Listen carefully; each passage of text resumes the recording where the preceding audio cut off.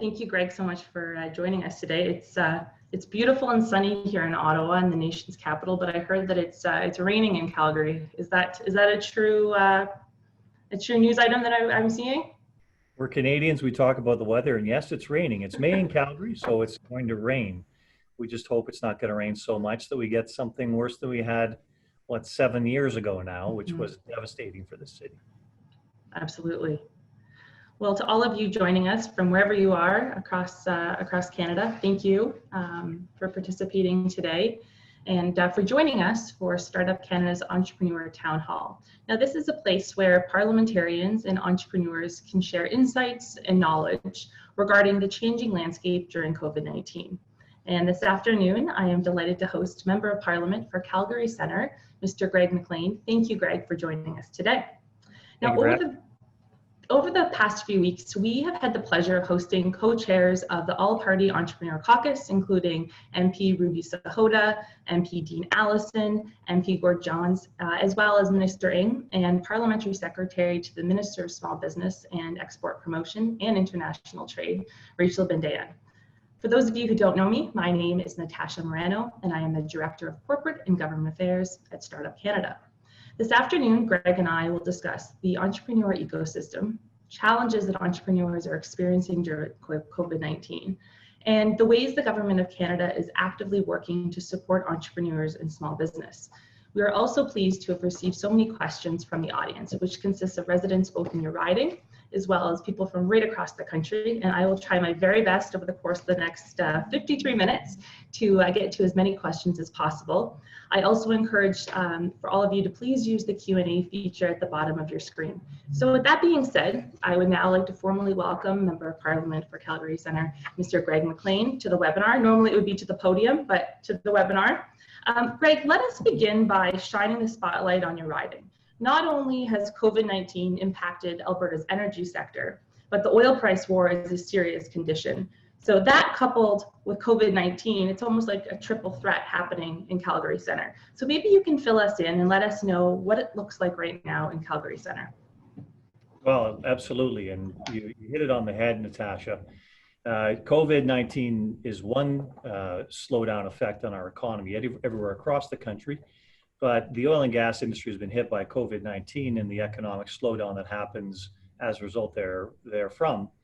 Recognize that oil is a direct input into the economy. So when the economy is growing or slowing down, oil/energy will be growing or slowing down at about the same pace.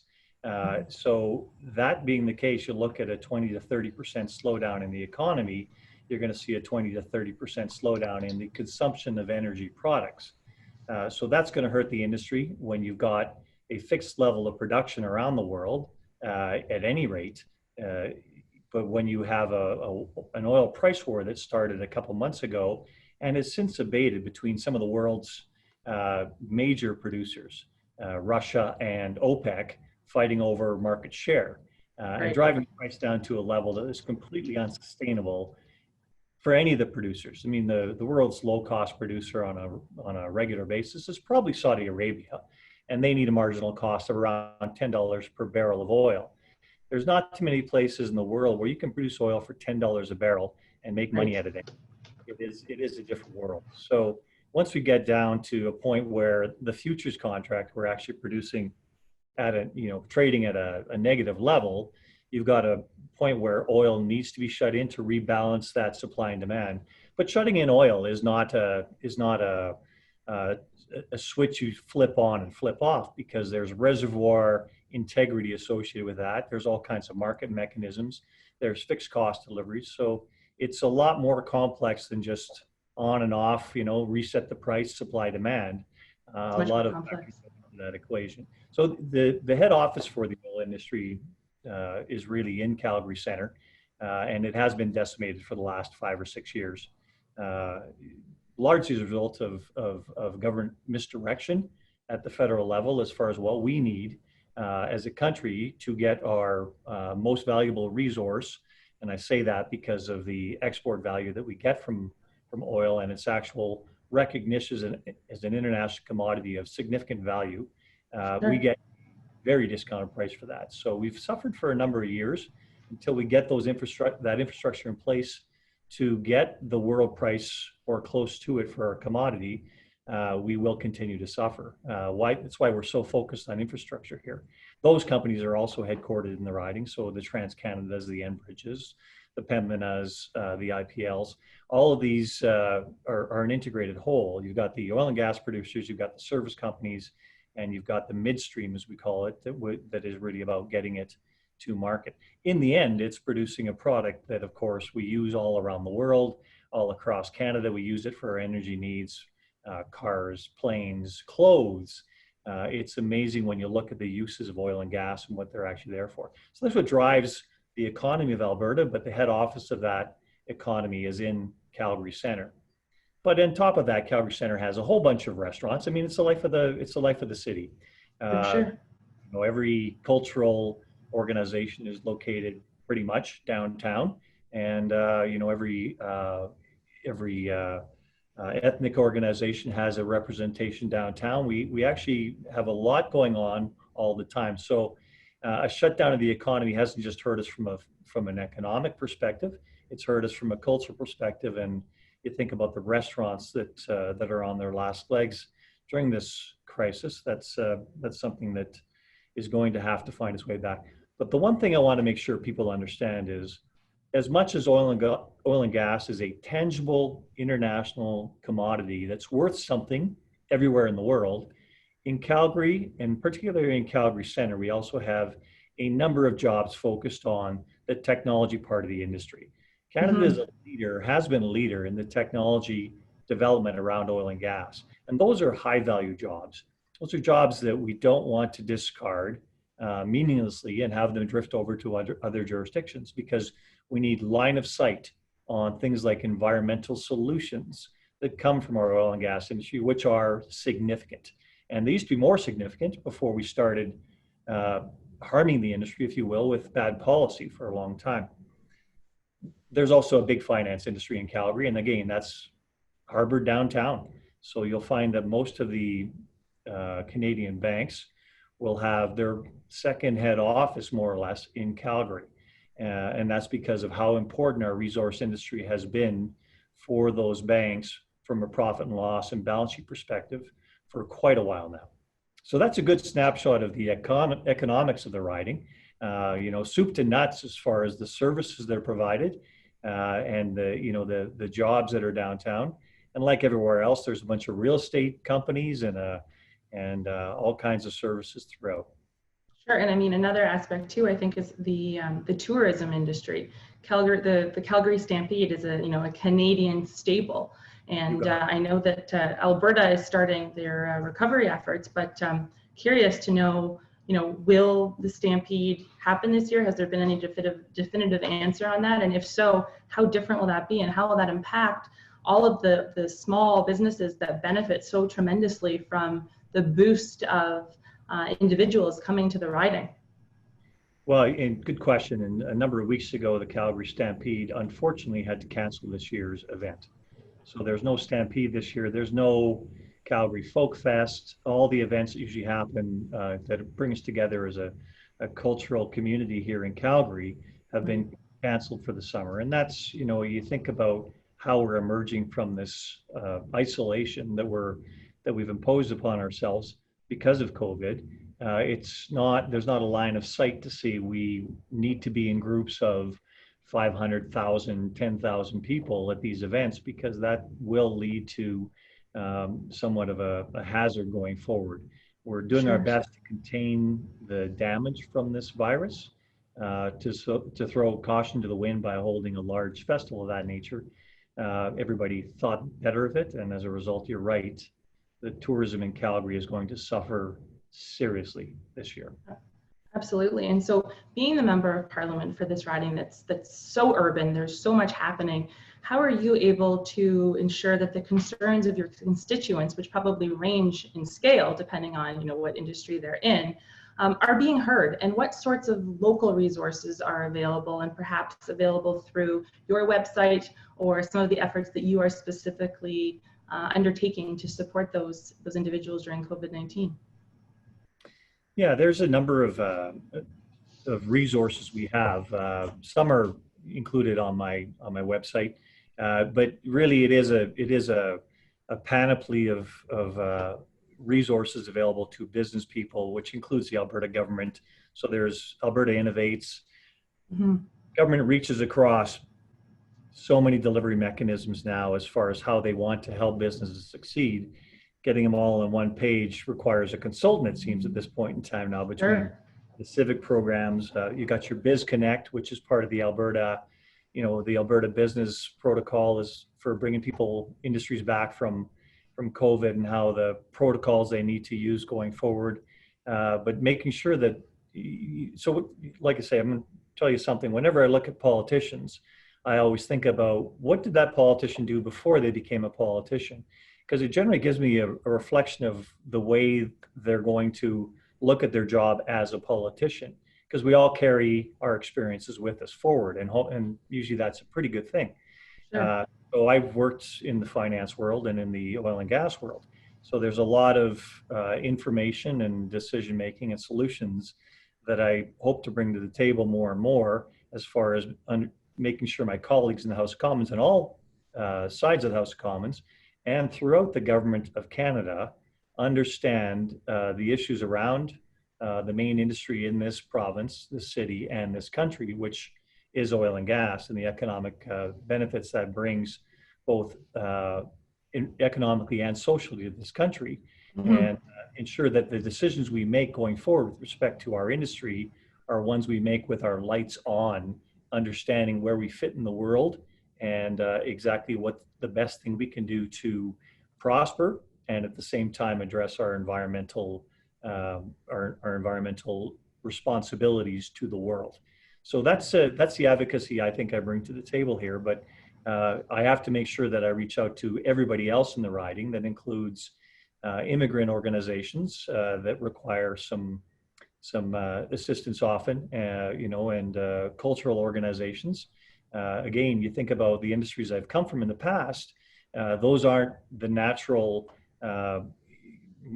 predisposition as far as where I thought the talents I thought I'd bring to this job. So I have to make an extra effort to make sure I'm reaching clearly into all of those constituents and ensure that their needs, which were never top of mind before I took on this job before. Mm-hmm. And part of what I do there is make sure that I hire good staff that has me well connected with all of those organizations. And, it has Sure. been, a great experience so far. And I have to say, Greg, it's been a pleasure working with your staff in preparation for this webinar. Very accessible, very open in the communication, the lines of communication were open right from A through Z. So thank you to your staff for being so wonderful to work with.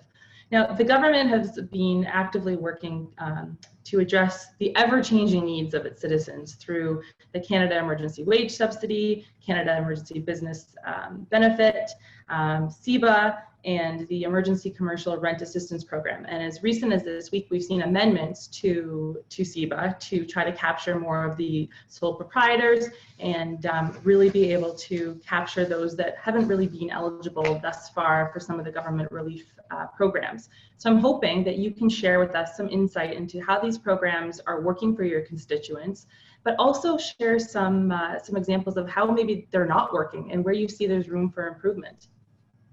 Well, and that's a good question, because you probably know that as a member of parliament, when people are accessing the programs very well, they're not calling their member of parliament. It's when they fall into the cracks, of course, they're sort of saying, you need to get involved and fix this. And my colleagues and I, particularly my colleagues in the finance and industry committees, we have been very hard at identifying where the government is missing in some of their programs all the way along the piece here. One I'd like to make sure that I was very happy with yesterday when the government announced their change to the rent program, SECRA is called, and to include landlords that didn't necessarily have a mortgage. Now, I was in Ottawa last week and I directly asked the Minister of Finance in the question period, why are you only allowing this program to be eligible for people that have a mortgage? That is, you owe money to a bank.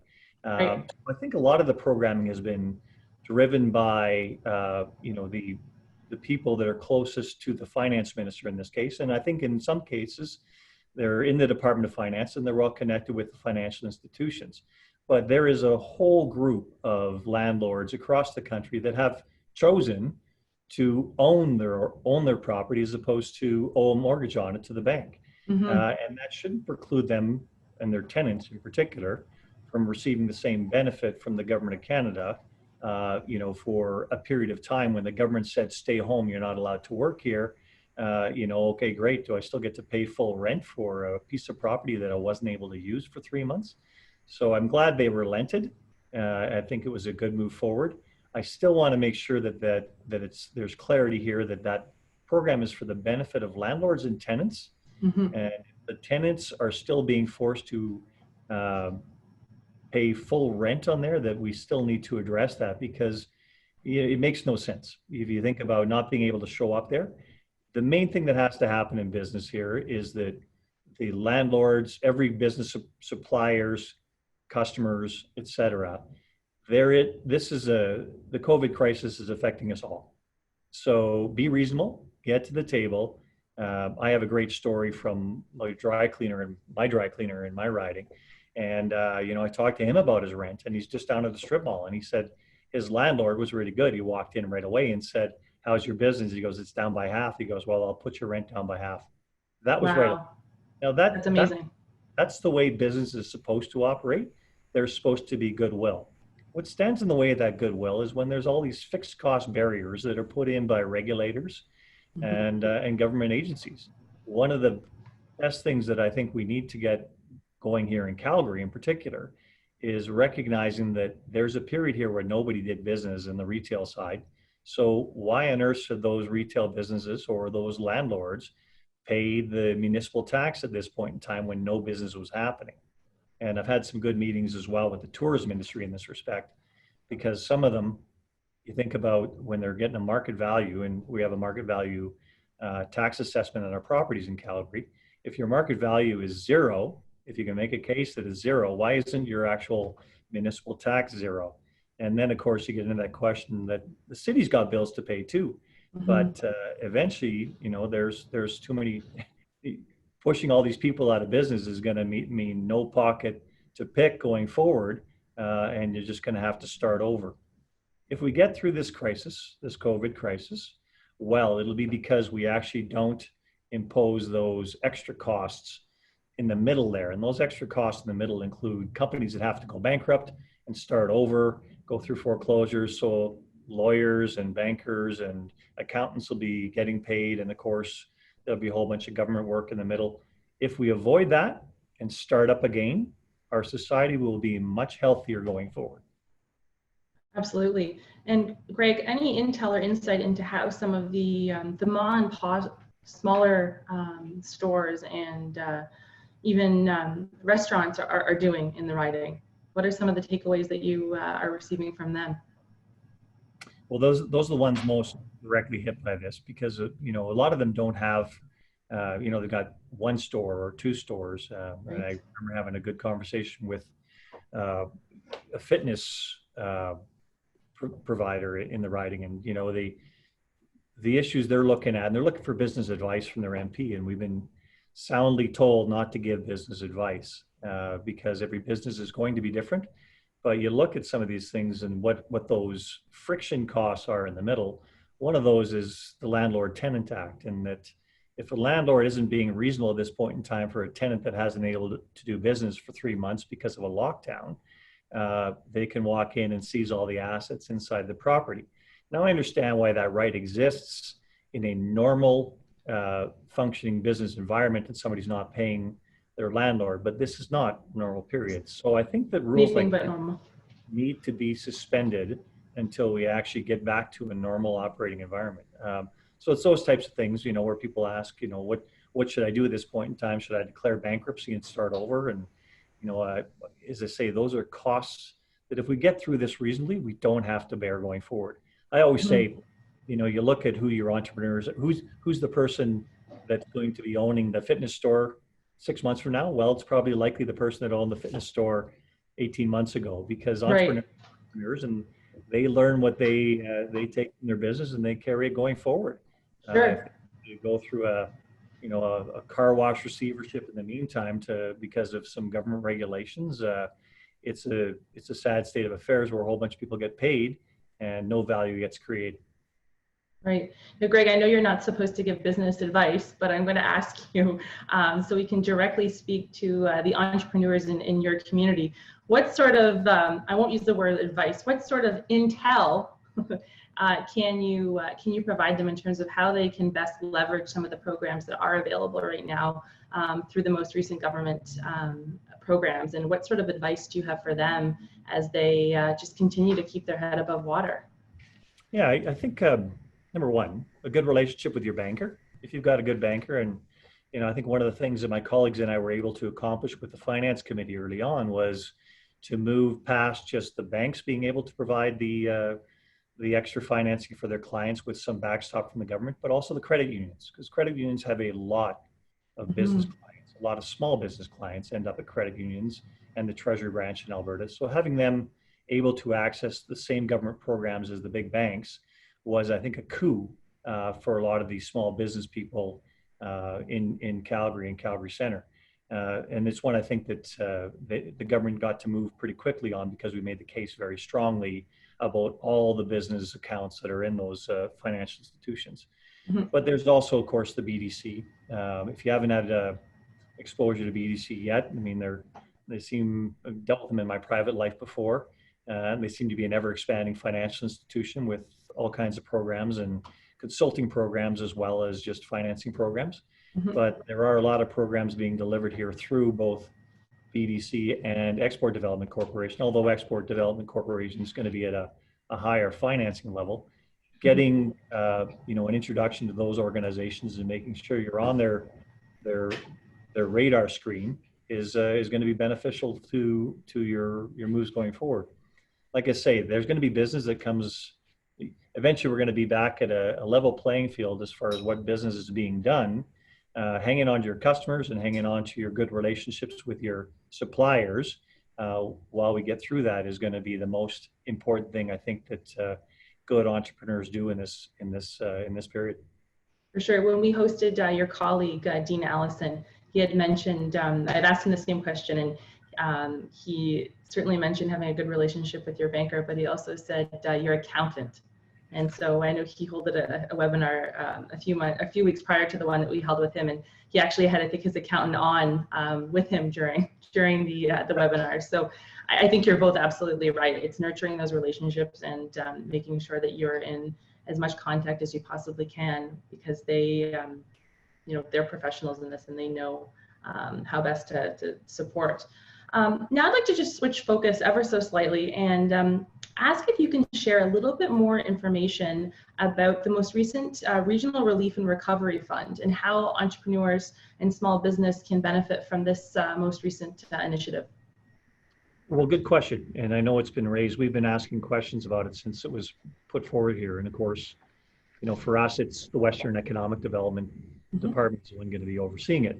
And good that it's local. And about $300 million, $304 million, I think was the allocation for the Western organization on it. We haven't seen clarity yet. And one of the things that was in the House that we were asking the question on the other day was you have to have applied for some of the other programs first in order to apply for this one. You have to have fallen through the cracks in order to kind of get to this stage. So I haven't seen what the actual outcome of that program is yet. It's relatively new. So I am reserving comment. I'd like to make sure that it's there to fix the problems that are falling through the cracks in the other programs. That's my hope. But like I say, I don't have enough touch points on it yet or enough feedback from anybody that's tried to access it that allows me to speak with any sort of resonance on it in this meeting, and I apologize. No, please don't. And we appreciate your transparency, and I think this is something that's still coming together. But we know that we will, for the individuals in your riding, that I'm sure this information will be available on your website, and your staff will be able to direct them once that information is more available. Now, Alberta has begun its first phase of recovery in most ridings. So can you share some of the ways that the federal government programs and plans for economic recovery look like as COVID-19 subsides? And when will you think that your riding will begin its recovery efforts, or perhaps it already has? Yeah, the government's coming out of this. It came out of the first phase of COVID lockdown in most of the province last week. So the 25th looks like when it'll come out in Calgary and Brooks, which were the holdouts, because it's where we still had some flare-ups of the virus at that point in time. And the provincial health minister made that decision, and it's I know that the timing on that decision wasn't appreciated by some Calgary restaurants, but at the same time, the data was there to make a decision. The big things in Calgary that are going to drive the economy here, of course, are the big industry movers. So the more we hang on to our jobs in our main sectors in the meantime, are what's going to determine our future going forward. The Alberta government's been very good at making sure they address so many of the problems that we're facing in Alberta through this crisis, and I give them all the credit in the world for everything that they've had to face over the past few months. The big thing from a federal perspective, from the oil and gas industry, that's new this week, of course, or just last week, was the LEAF program, and that's going to be available to the larger oil and gas organizations to make sure that they sustain themselves through this. Really, it is a financing mechanism, and it is a hybrid financing mechanism. And I think that that's the right way for the government to approach it. Every organization is going to have to see, does that type of financing make sense for me at this point? Because there is a market participation for the government. But, as a market purist and somebody who's worked in finance, I'm of the mind that a lot of what the government has to do here has to match risk with reward. And that's a financial training. And, we have encountered a period here of absolute abnormality. And if the financiers are there to sustain the business, it's one thing. But if the government's the financier of last resort, then they should also make sure that they're participating in the upside associated with those companies as well. So I'm every financing mechanism, of course, has to make sense for both parties, both the finance provider and the people accepting finance. So that is something we're going to have to look at on a case-by-case basis, what the terms of those financings are and what the eventual payoff to the people of Canada will be for participating in making sure that the largest economic driver in the country isn't subsumed by world oil prices in a drastic period of bad pricing. Right. Now, Greg, how are members of Parliament in Alberta working with Premier Kenney's Economic Recovery Council? Is there any collaboration happening right now, or anything that's potentially happening behind the scenes? No, as far as formal collaboration, I would say that answer is no, although each of us knows members on that council, my colleagues and I actually have a call with one of the members on that council tomorrow just to go over some of these issues. So it is that whole Calgary business community, Alberta business community, all pulling together and making sure that we're comparing notes and understanding what the different drivers are, where we're missing certain inputs. I know one of the big things they want to accomplish with that is speed up the diversification of the Alberta economy. The Alberta economy has been diversifying for a number of years, a couple decades. And, when the industry was booming, call it 2015, we've gone down over the last decade from oil and gas being about 35% of our economy to about 26%. Now, I can't speak to the current numbers because they're obviously somewhat skewed. We don't know where the economy and the economic destruction that's happened because of the virus and because of the world pricing of the commodity is going to have to be addressed. But we'll look at it at the end of the year. That has been a steady path forward for the Alberta economy for a significant period of time, and we're pleased with that. One of the things that I think people fail to recognize is that in every modern world oil economy, the amount, you take Texas for example, the amount of technology development that comes out of making oil and gas better environmentally, better economically, more efficient, a better economic driver for our entire society, builds all kinds of value throughout society. And those technologies reverberate through other industries as well. So it is something that we've had here and that we want to make sure we continue here. I'll give you an example.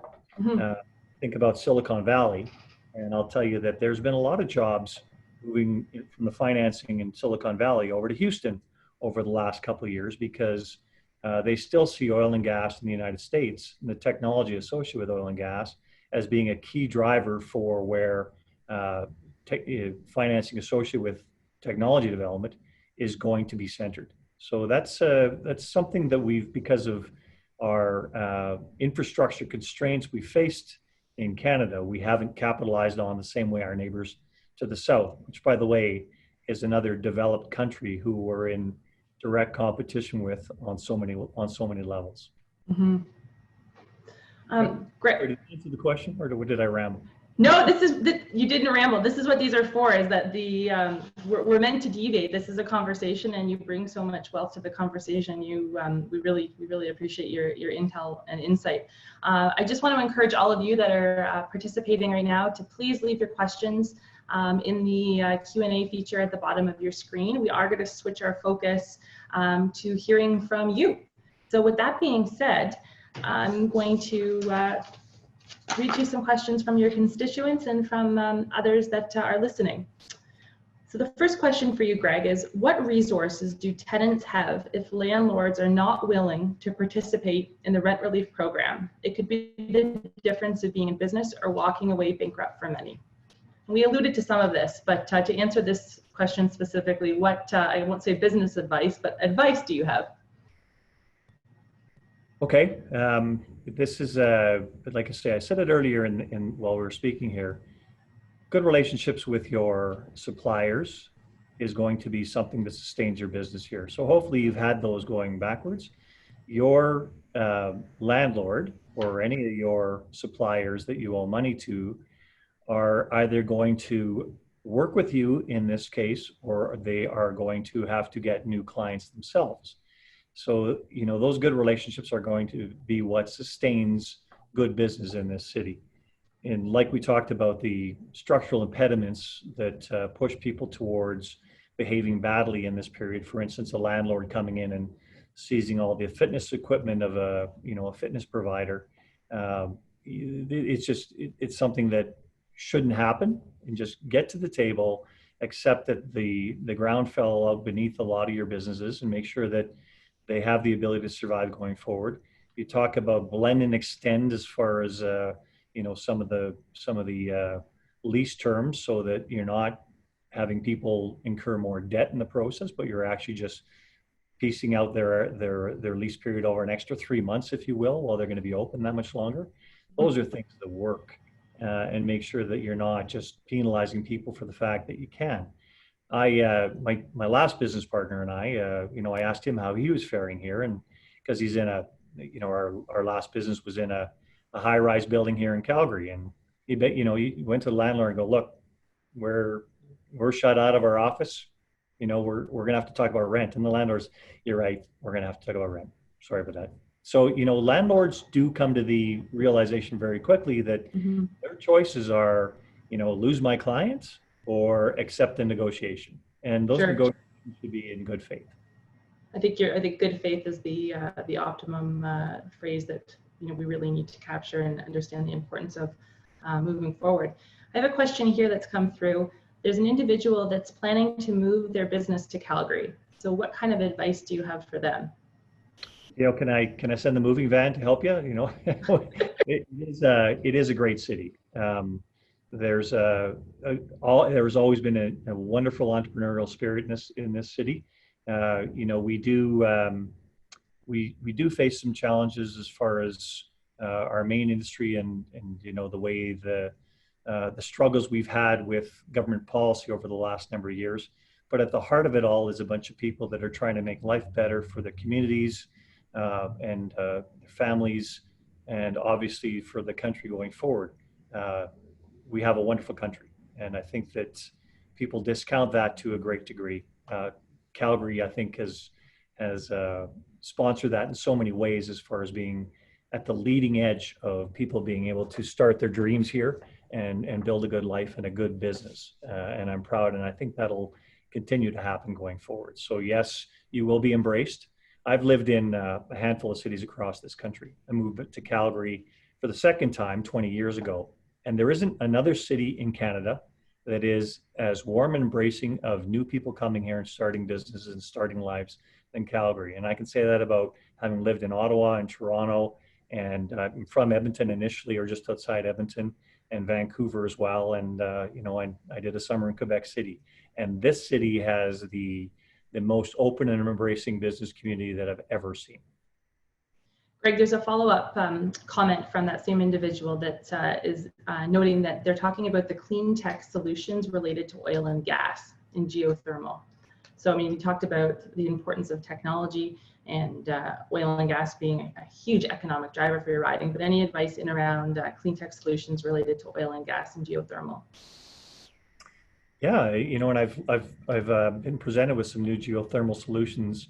A bit of my background, I was doing a lot of alternative energy investing before as well. So I've looked at geothermal in the past, and where geothermal is economic, it's one of our most pure energy sources. And I looked at one where they're actually, repurposing old abandoned wells into actual power sources. So it was actually, there was a lot of common sense there, because a lot of the fixed cost has been expended, and if we can extract some power there, that's good, clean power, without any emissions, then we're further ahead again. So I appreciate that, and yeah, the clean tech is exactly what's going to move this economy forward. And like I say, the oil and gas industry, if you look at how much technology is deployed in the oil and gas industry and what percentage of that is actually about clean tech, I think Canadians would be amazed. What about support for pre-revenue startups? Is there any support that you know of right now, or any advice that you can give for the pre-revenue startups out there that are not receiving support at this point in time? Great question, and one that my colleagues and I, dealing with business people, we sent the letters on early in this process, and this was back at the end of March, beginning of April, because there are pre-revenue companies, a lot of pre-revenue companies. There's always a cost of capital involved, and you might not think that because their revenue has fallen, the revenue hasn't fallen off because there was no revenue. They're still in a developmental phase where suddenly their business is parked for, let's say, 3 months. Mm-hmm. And that has an enormous cost on their cost of capital. And in the end, you want to make sure that these are the entrepreneurs that are driving solutions for our society going forward. So they're building something. And much of that has been financed with some innovative programs that the government of Canada has one way or another, but also a bunch of innovative financiers. When you take away the incentive for the management team to actually profit from what has been built to this point in time by parking time on their development plan, mm-hmm. The thing about financing is there's no gap in time. It just keeps flowing. You keep paying for the cost of capital over time.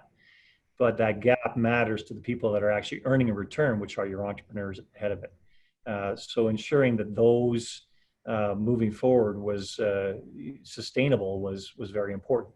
That's one part of it. And the Minister of Innovation, Science, and Industry actually did come up with a solution where there's about $250 million more that he is providing through his department on a selective basis for those technology companies. Mm-hmm. But there are also other companies as well that are pre-revenue that we have to recognize that are in the development stage of their business, whether they're mining companies or whether they're oil and gas companies or whether they're construction engineering companies.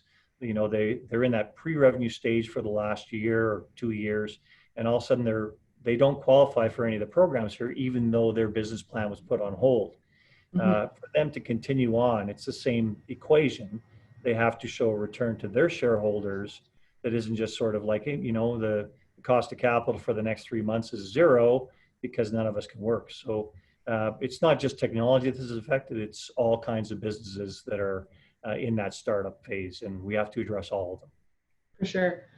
Next question that we're receiving here is, will any grants be given to those who wish to start a social enterprise? We've looked all over for this. There's what you call a social enterprise. There's $500 million, $500 million that's been allocated to heritage, sports, and entertainment. And those are, that's a fund. But for a social enterprise, I haven't seen anything specific yet that says you're starting up a new business that is, if you will, nonprofit in nature. There is funding for nonprofit organizations through the other government programs, the CERB and the CEWS, CEWS and CEBA in particular, where just getting my facts straight. I think CEBA, you might not be able to be a nonprofit for that one, but CEWS, you're definitely eligible for the for the program there. There are parts of the puzzle that are applicable to nonprofit organizations, but if you're starting up a social enterprise now, I think that you make the case to industry again, or perhaps even to the Western diversification in this case, about how your financing needs are not being met by the other programs that are available through the Government of Canada. Next question we have is, how are new jobs being created, specifically for those who have been laid off due to COVID-19 and the student population? Yeah. The student one is a really hard one. You look at where you think the world is going forward and think about where the jobs are going to be in that world. Getting a picture of what the world looks like in 6 months is going to be guru-ish at this point in time, if you will. You'll be considered a soothsayer. But, you look at the way people are going to have to come back to retail. They're going to have to come back in lower numbers in each of the retail locations because of the protocols that may be there for people gathering in one store. So there's going to be opportunities there where people are still going to probably, given the level of funds in society, people are still going to probably shop. They're just not going to be able to shop all the same stores anymore. So the opportunities there. I've always said that, there's a service economy, there's a technology economy, and there's a tangible goods part of the economy. And you look at where we've fallen down in our supply during this crisis, it's in the agriculture end of it. And you think about, field to, farm to grocery store and all the steps in between, and everything that's fallen through that piece is very important. Those jobs are going to be, getting back to actually producing something and producing it well is going to be, I think, a function of our economy going forward. So agriculture jobs, I think, Canada is an agricultural leader, and I think it's going to become an agricultural leader. I don't think the cost structure is going to stay the same. I think we're putting in all kinds of protocols around so many of our industries that by nature, we will see inflation in our food because we are looking for a larger degree of protection now. And it's interesting because, I'm married. My wife, she's somebody who buys, a bag of tomatoes in a plastic bag, and I'm the guy that kind of buys them as, with as little wrapping as possible and washes them when I get home. And I think society is going to lean towards her solution more than mine now. Whereas I think that 4 months ago they would have leaned towards my solution to get more and more plastic out of the equation. Right. I think that health consideration is going to trump the fact that we're actually going to have to be recycling more plastic going forward. So there's those shifts are happening, but getting back to the tangibility of what we're delivering from base to people at the end of the day that maintains our sustenance and our lifestyle is going to be where you see the opportunities. That's actually really interesting. Your example of the tomatoes. Things that you go grocery shopping and you don't think twice, right? You either pick up the tomato that is there and put it in your bag, or you grab the bag of tomatoes. But now the health concerns is really, I think, going to dictate how consumers purchase their materials and their food moving forward. So I think you're absolutely right. The agriculture sector is one to definitely look out for. So the next question that we have here is, how can my company be more attractive to investors, both internationally and locally? Well, it's in previous businesses, the way to make your company attractive is to make sure that you're meeting your targets. This is a non-COVID question, but here's my business plan. Here's the good management team behind it. Here's our experience, and here's how we're going to deliver what we promised to deliver here. and then show how you're actually, and then actually deliver. It is the best thing about any business plan is, it is repetitive. People look at the indication of the future is what's happened in the past. So here's the management team. Here's what we delivered. Here were our targets. Here's how we met or exceeded our targets. Or if we didn't meet them at some point in time, here's how we made up for it going forward. Here's the lessons we learned. There is no substitute for good management. Even when things were booming in Alberta, as a venture capitalist at that point in time, we used to say, we cannot substitute money for good management. You will finance a B plan with an A management team long before the inverse. So be good management and make sure you're learning all the way along. You're adding value, and when you get those learning lessons, make sure you publicly say it to your investors. Like, sure. Here's what we mistake. Here's what we learned for it. Here's how it's not going to happen going forward. And this is our new plan for expansion. And here's how we're going to deliver. Absolutely. Shifting our focus again, but under the same sort of guise and focusing on technology. But we have a direct question here. So related to what programs are in place to support technology companies in particular? And are there any programs outside of the most recent announcement that you had mentioned with Baines for supporting technology companies and innovation, but just technology companies in general? Are there any programs that you can point to that may support individuals that are focused in on the technology industry? Yeah, every government, moves towards this technological innovation. So there is a surfeit of government programs at every level about moving towards technology, because every one of their advisors in government all said, this is the way forward. We need more technology industries, whether it's in sector A or sector B. So the governments do throw subsidized capital at technology development in many ways. And they'll do it at the local level, they'll do it at the provincial level, they'll do it at the federal level. So there's a bunch of funds at the federal level that have been financed by the different departments, particularly innovation. There's IRAP as well that is part of what Minister Baines' solution is going to be, is making sure technology companies are sustained through this. But those venture capital funds still require a return at the end of the day. When we're not getting that return, the payer is the taxpayer of Canada. So at the end of the day, you do have an infrastructure now that provides a competitive support mechanism throughout throughout society, throughout the different provinces. But at the same time, you've still got to deliver. And that delivery still has to happen vis-a-vis your international competitors. So you are still being ranked. Absolutely. Greg, we probably have time for about one or two more questions. And so here's another one for you. The energy market is eventually going to recover. And when it does, how long will it take for the economy in your riding to benefit from that? And a follow-up question to that is, how can the province of Alberta and the government of Canada speed this up? Good question. The issues that are holding back the energy industry in Alberta right now have little enough to do with the actual production of oil and gas, and more to do with the perception of Canadians around the industry and the perception of our footprint in the world.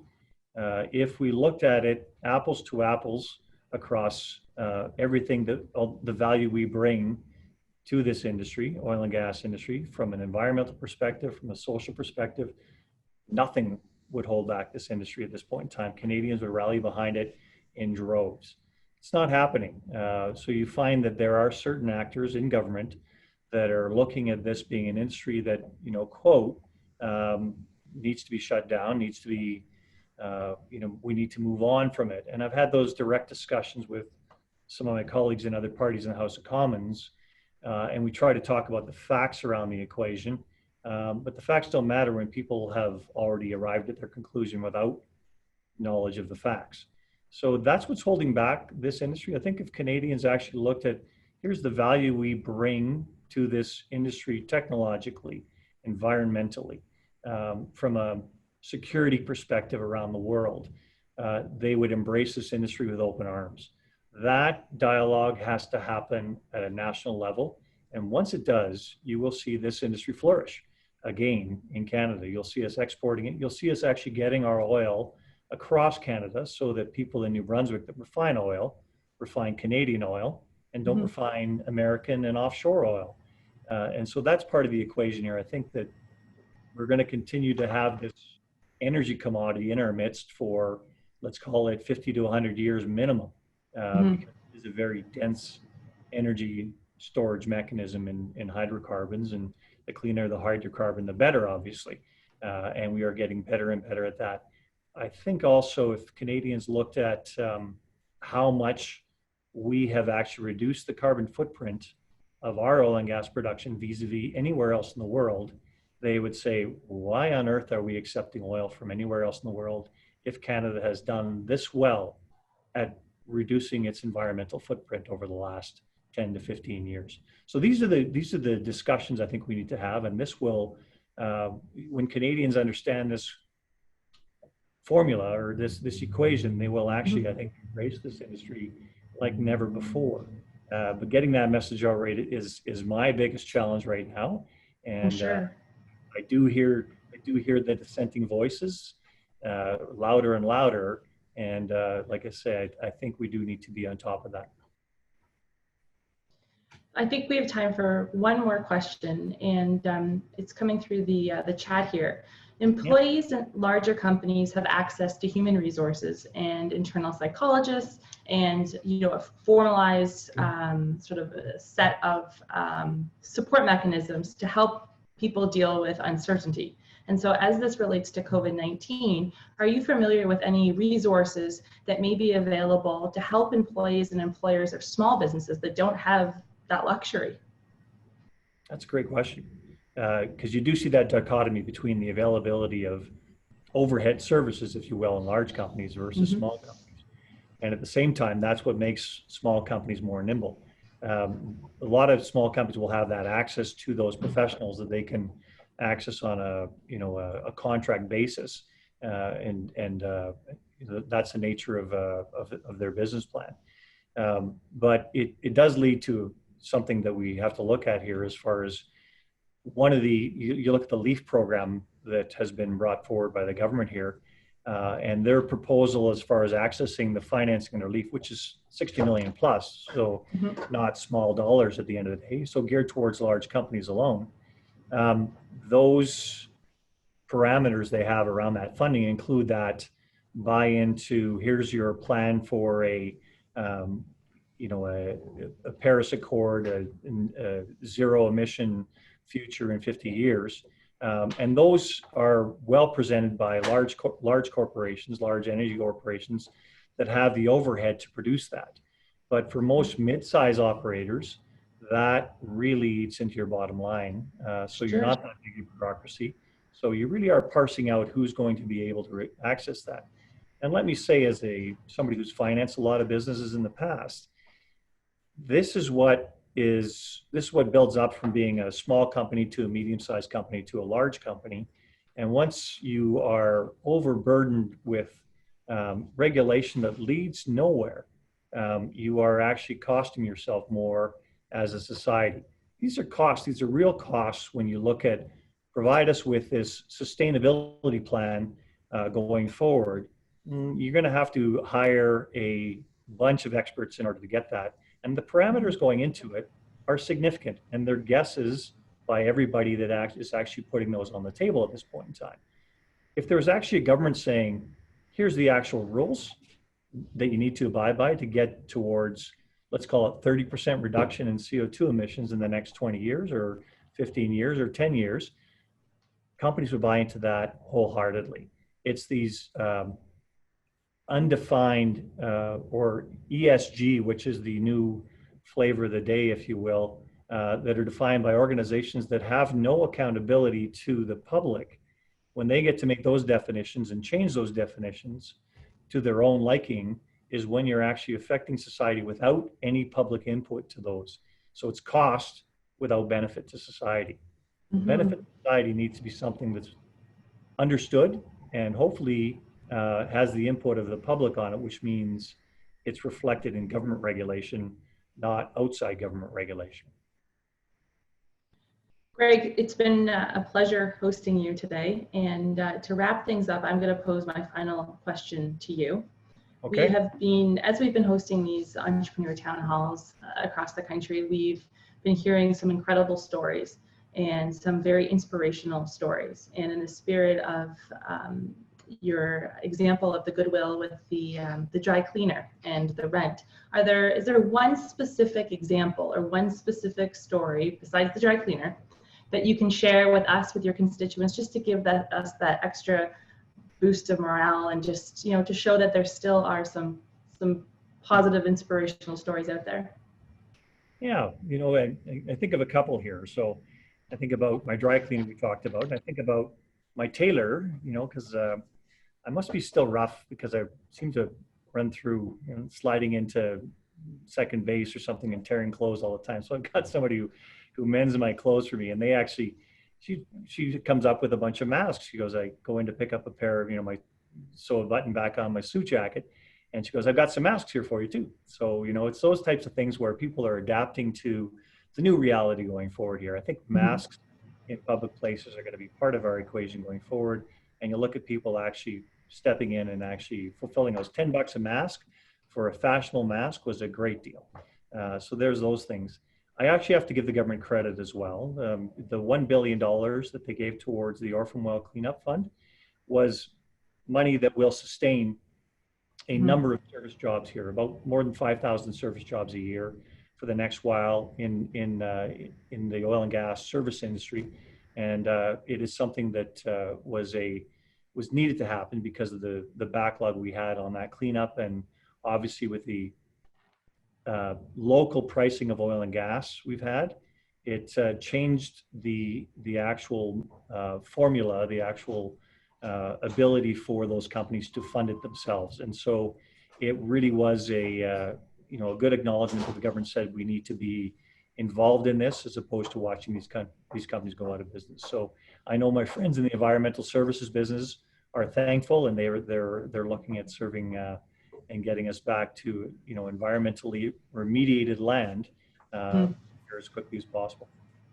Well, again, thank you, Greg. Thank you to everyone who's tuned in today. The questions that were addressed, Greg, thank you. I can see here in the Q&A section and in the chat that your constituents are thanking you very much for being so accessible and answering these questions. I wish everyone a wonderful day. And again, thank you so much, Greg. Thank you, Samantha. Take care. Natasha, that's okay.